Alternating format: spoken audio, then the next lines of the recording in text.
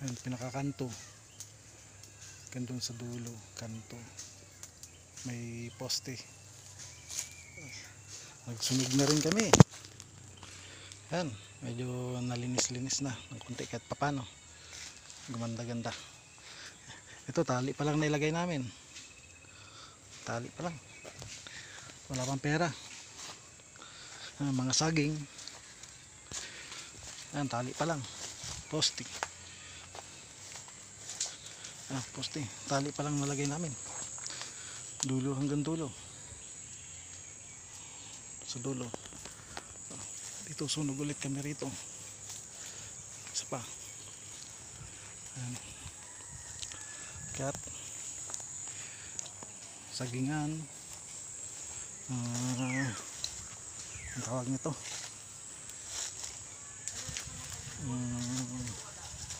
Pinya. Yan, may pinya. May isang bunga, pinya. Dalawa. Ito, dalawa. Ayan.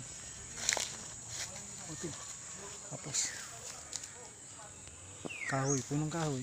Kadalasan saging. Ayan. Tapos yung isang sunog namin, patay na.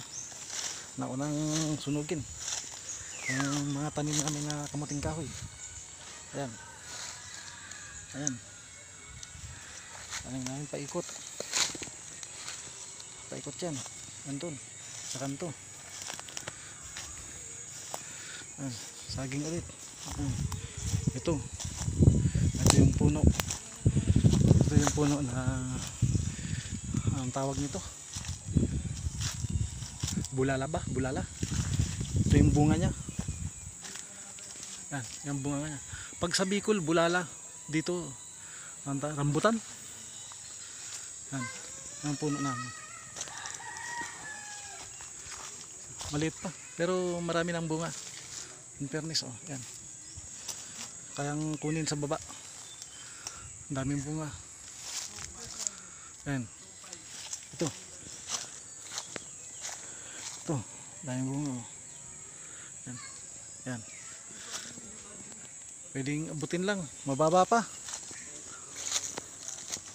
Yan guys, yan yung nakuha naming lupa dito sa Murong.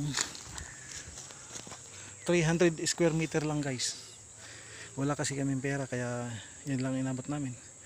Naglinis kami ngayon maghapon. So pagod na rin kami. Yan. Kailangan namin mag-rest. Yan si Utol nagja-jogging kasi may naiwan yung dadalhin naming saging, naiwan doon kaya kukunin niya.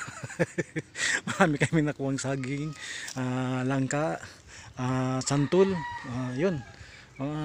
Marami kami mabibitbit pa uwi. Paano guys? Ito na lang. Goodbye. Wala pa.